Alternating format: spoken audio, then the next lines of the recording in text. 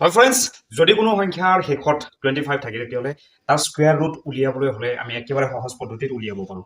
চ' আহক আজি পলম নকৰি একেবাৰে কম সময়ৰ ভিতৰত মই আপোনাক ট্ৰিকটো শিকাই দিছোঁ যে শেষত 625 শেষত কি আছে 25 আছে 25ৰ স্কুৱেৰ ৰুট কিমান হয় 5 হয় আমি সকলোৱে জানো। এতিয়া এই আগত থকা সংখ্যাটোক এনেকে ভাঙক যিটো সংখ্যা লাগাতাৰ হয় মানে একাদিক্ৰমে হয়। 6ক যদি আমি ভাঙিবলৈ যাওঁ 2 3 গুণ কি হয় 6 হয় আৰু কি আছে একাদিক্ৰমে আছে 2 আৰু 3 2 3 গুণ 6 3 2 গুণ 6 গতিকে আমি ইয়াক এনেকে লিখিম 2 into 3 2 3 গুণ কি হয় 6 হয়। এতিয়া চাব ইয়াৰে সৰু কোনটো হয় সৰু হয় 2 টোক বহাই দিয়ক গতিকে 625ৰ স্কুৱেৰ ৰুট কি হ'ব 25।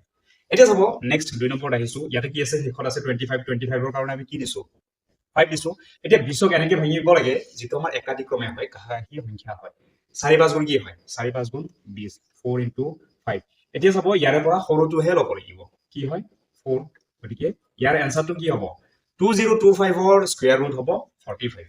এতিয়া 3 নম্বৰত আহক 25 আছে শেষত গতিকে আমি কি ল'ম 5 ল'ম। এতিয়া 5 লোৱাৰ পিছত 110 আছে 110ক আমি যদি ভাঙিবলৈ যাওঁ তেতিয়াহ'লে 10 পূৰণ 11 10 আৰু 11 একাদিক্ৰমে আছে ইহঁতক যদি পূৰণ কৰা যায় তেতিয়াহ'লে 110 হ'ব। এতিয়া ইয়াৰে সৰু কোনটো 10টো হ'ল সৰু গতিকে 10টোক সন্মুখত বহাই দিয়ক গতিকে ই হ'ব ইয়াৰ এনসাৰ। এতিয়া আহিছো 4 নম্বৰত 25 আছে গতিকে 25ৰ কাৰণে আমি কি লিখিছো 5 লিখিছো। এতিয়া 420 আছে 420ক আমি যদি ভাঙো তেতিয়াহ'লে আমি এনেকে ভাঙিব পাৰো 20 পূৰণ 21 20 পূৰণ 21 যদি পূৰণ কৰা যায় তেতিয়াহ'লে 420 হ'ব। এতিয়া যাব ইয়াতে কি আছে সৰু কোনটো 22 সৰু 22 আগত বহাই দিয়ক গতিকে ই হ'ব ইয়াৰে আনসাৰ। এতিয়া নেক্সট 5 নম্বৰ কুৱেশ্যনটো মই আপোনাৰ কাৰণে থৈ দিছো আপুনি এইটো মোক কমেন্ট বক্সত কমেন্ট কৰি জনাব। Thank U.